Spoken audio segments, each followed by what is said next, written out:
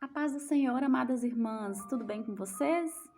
Eu estou muito feliz em estar participando aqui desse primeiro workshop do grupo Dobre os Joelhos para falar de um tema que a gente tanto ama falar, né? Que é sobre criação de filhos, né? E lá no Salmo 127, né? Aquele salmo bem conhecido, vem nos falar que filhos são heranças do Senhor, né? E o fruto do seu ventre, o seu galardão. Ou seja, fala que criar filhos, né? A gente não cria para nós.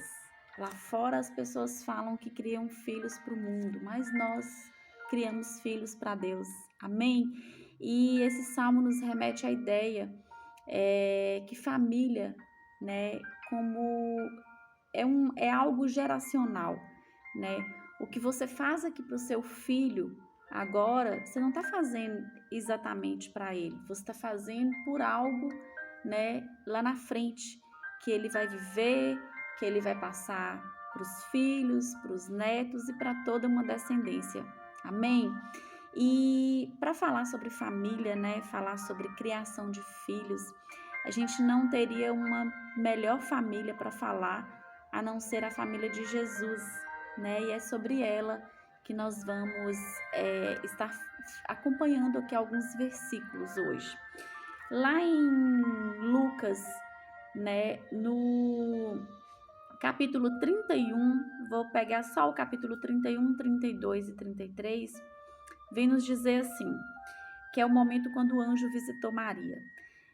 E eis que em teu ventre conceberás e darás à luz um filho, e por-lhe-á o nome de Jesus.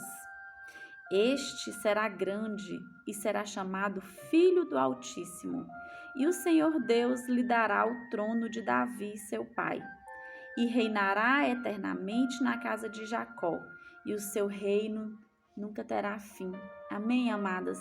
Então, aqui foi o momento, né, que o anjo visitou Maria, né, falando para ela sobre o propósito, né, que tinha ali para ela, que tinha ali, né, para aquele filho, que o Espírito Santo, né, envolveria ela e que ela ficaria grávida desse filho que seria tão especial, que seria nada mais, nada menos do que o nosso Salvador, né? Mas nesse caso, aqui, Maria, né, ela recebeu essa notícia e ela já sabia ali o propósito do filho dela. Ela já sabia, né, aquele ser que ela carregava, o que que seria, né? E quando muitas vezes a gente não sabe, né? Muitas vezes a gente tem aí um filho em casa, talvez a gente está carregando Moisés, talvez a gente está carregando que vai libertar, né? Ali os egípcios, talvez a gente está carregando João Batistas, né? Que vão anunciar, vão chegar primeiro para anunciar as boas novas. Talvez a gente está criando, né? Um Paulo que vai ali ser usado, né? Para tirar ali, abrir a visão de tantas pessoas. E muitas vezes a gente não sabe, né? Qual é o propósito, né, de nosso filho. Então, a primeira coisa, né, que nós vamos aprender nessa noite é profetizar sobre a vida de nossos filhos. E aqui em Lucas, no capítulo 1, versículo 76, vem nos dizer quando Zacarias, né, quando Isabel concebeu João Batista, Zacarias, ele profetizou sobre a vida daquele menino. E ele falou assim: "E tu, ó menino, serás chamado de profeta do Altíssimo, porque hás diante a face do Senhor e preparar os teus caminhos para dar ao seu povo conhecimento da salvação, da remissão dos seus pecados." Só até aqui. Então, neste momento, né, o Zacarias, ele profetizou ali sobre a vida do filho dele, né?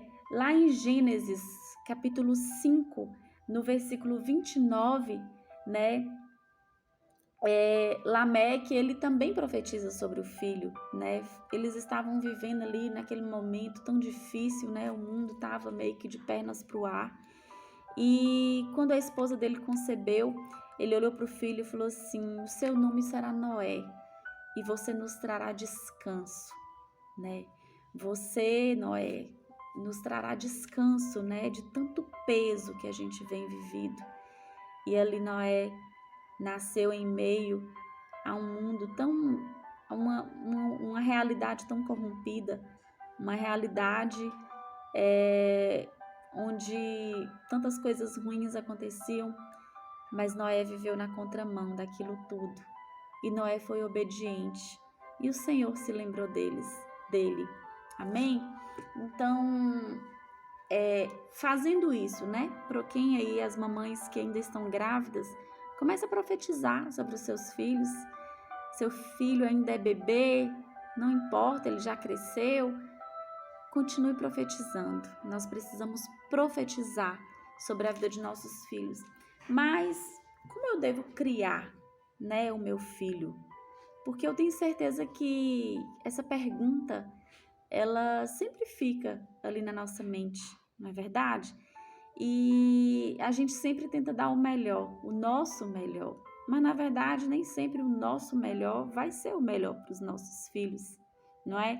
E assim como essa dúvida paira aqui na nossa mente, essa dúvida também tiveram alguns pais de profetas aqui que eles quiseram entender, quiseram saber como deveria ser, né? Como eles deveriam fazer.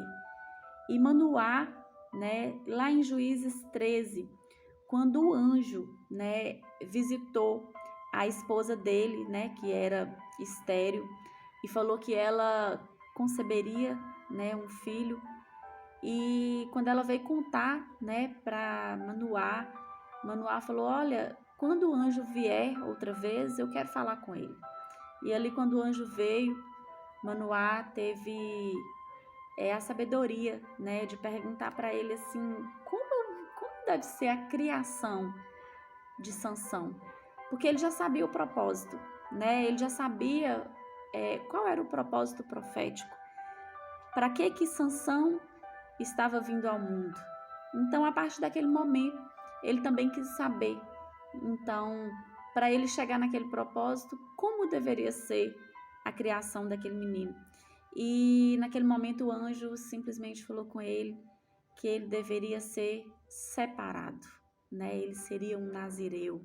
E ali ele deu todas as coordenadas, né, de como deveria ser, não poderia passar gilete sobre seus cabelos, não poderia nem a mãe, né, desde o ventre, ele não poderia ter contato com bebida forte, né? E é uma história muito, muito linda, né, que eles seguiram, mas lá na frente a gente vai voltar nessa história para pegar mais algumas informações aqui sobre esse profeta. Amém? Lá em Lucas, no capítulo 1 ainda, versículo 39, na história que a gente vai levar como base, né, a história da família de Jesus, Maria ainda era muito jovem, né, quando o anjo a visitou, né? Vocês conhecem a história, ela estava, né, desposada, e ali ela falou: eis-me aqui. Mas eu imagino que ela pensou: meu Deus, e agora? Como é que vai ser isso? Como que eu vou fazer? Né? E sabe o que ela fez? Lá no versículo 39 fala que ela se levantou e foi apressada às montanhas, a uma cidade de Judá, e entrou na casa de Zacarias e saudou Isabel.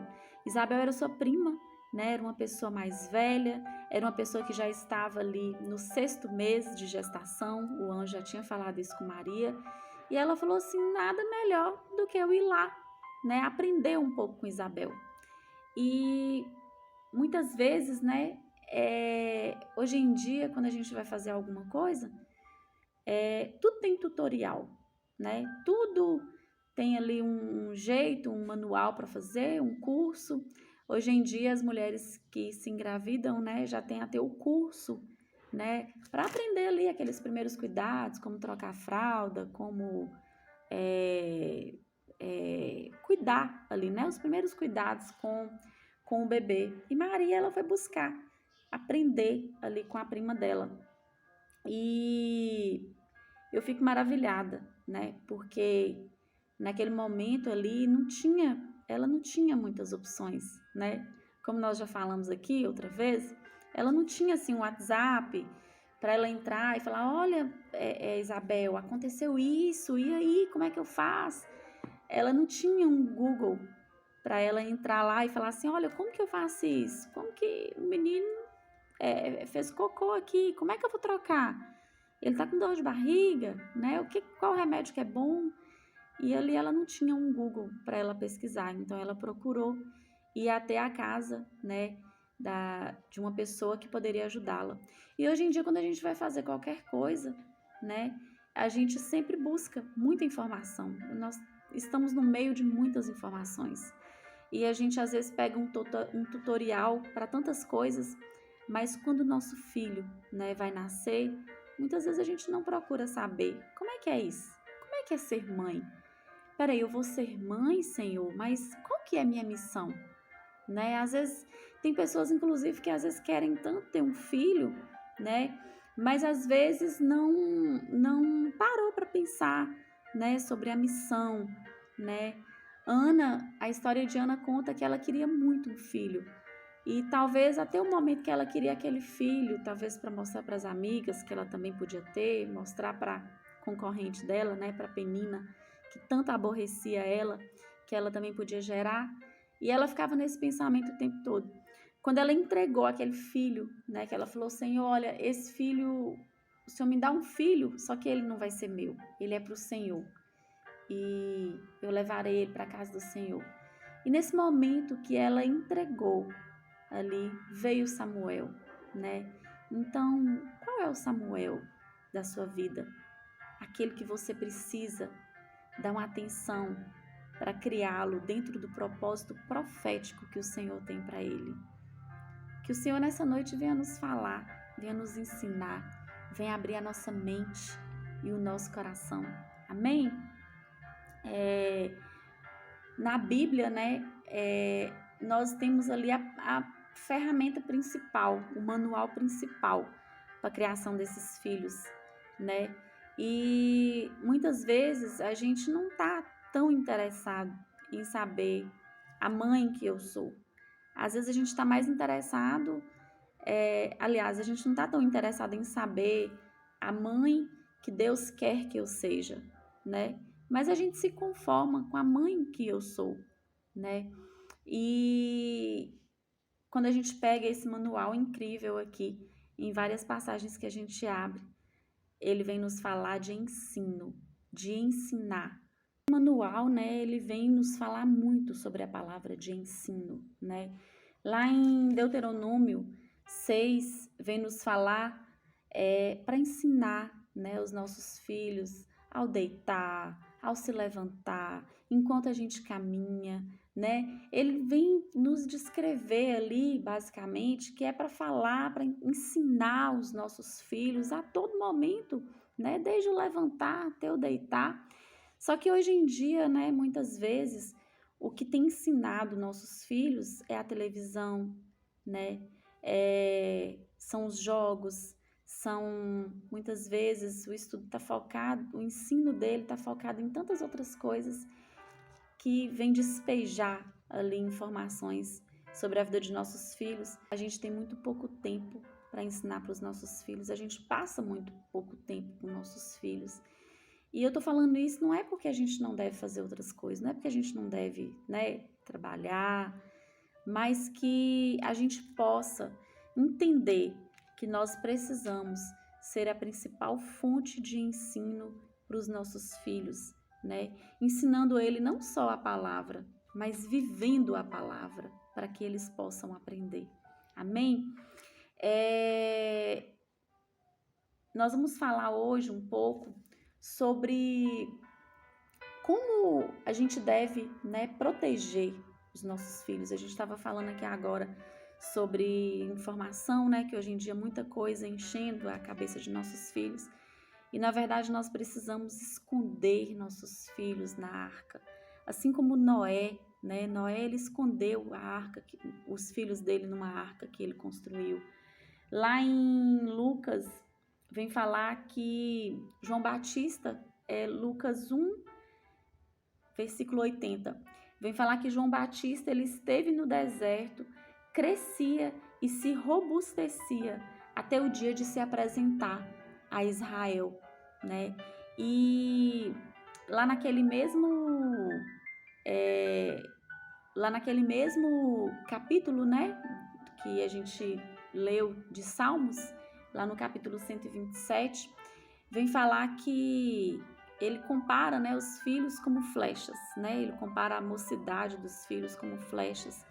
E ele fala assim que bem-aventurado é o homem que enche delas, né? No caso, que enche dessas flechas, né? A sua aljava, né? E a aljava, na verdade, é uma bolsa que guarda essas flechas, né? E se flechas são nossos filhos, então aqui vem falar sobre um esconderijo, né? Aqui vem falar que feliz é o homem, bem-aventurado é o homem que vem guardar os seus filhos dentro desse esconderijo, não é verdade? Joquebede, né? Quando ela teve Moisés, ela guardou ele em um cesto e ela betumou, né, esse cesto. Será que a gente tem betumado o cesto que nossos filhos estão? Será que nós temos protegido eles dentro de uma arca? Será que nós estamos criando os nossos filhos, né, envolvendo eles na rotina que a gente já tem? Ou nós estamos conciliando a nossa vida na rotina deles? Porque tem muita diferença, né? Se eu tento colocar meu filho na minha rotina, né, aquilo que para mim é mais favorável é uma situação. Agora, se eu tento mudar a minha vida de acordo com a rotina do meu filho, porque eu entendo que ele tem um propósito e que eu preciso levar ele naquele propósito, é outra coisa totalmente diferente. E a gente vai aprender um pouco também aqui na história da família de Jesus, né? Quando começaram a ter, né, as fugas e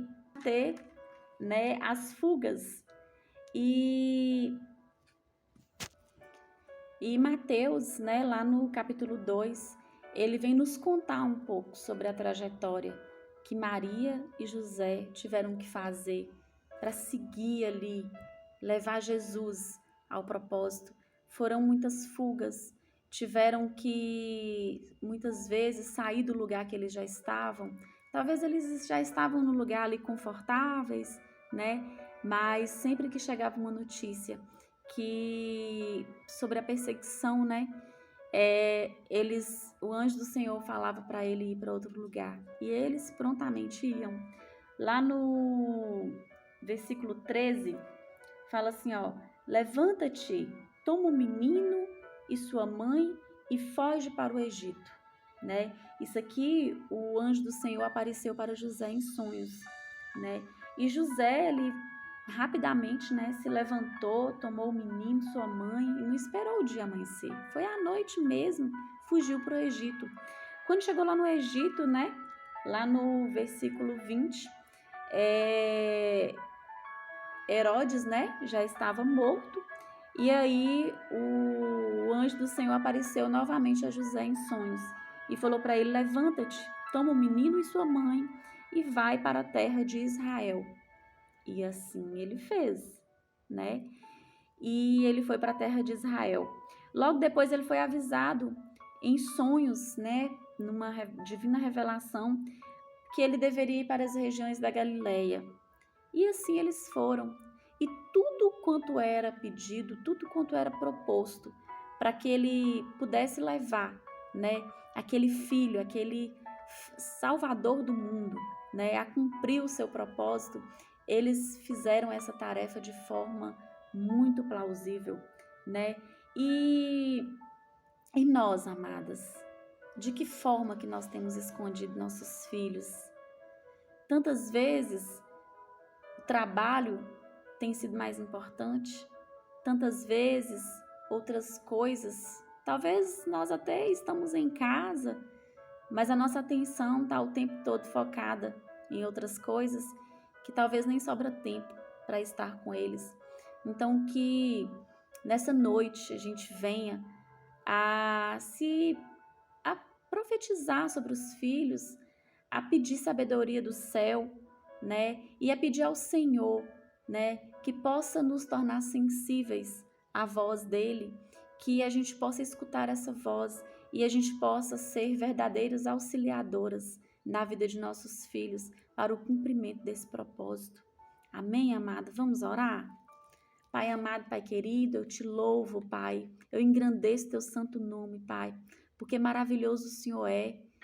E o Senhor tudo criou, Pai. Criou o céu, criou a terra. Cria em nós, Pai, um coração, Jesus, novo, um coração voltado ao Senhor e voltado para as coisas do Senhor, Pai. Nos ajuda, Pai, a levar a nossa família a cumprir o propósito do Senhor, porque nós somos as colunas da nossa casa, Senhor. E o Senhor nos criou, nos formou como auxiliadoras ali na vida do nosso marido, na vida dos nossos filhos. O nosso marido, Senhor, é ele que dá destino aos nossos filhos. Mas antes, Pai, que essa flecha seja lançada a esse destino, existe ali uma aljava para eles ficarem guardados. E que a gente possa, meu Deus, tomar conta dessa aljava da forma que o Senhor quer que a gente toma. Nos ensina, Pai, a guardar os nossos filhos, assim como Joquebede guardou naquele cesto, betumou aquele cesto.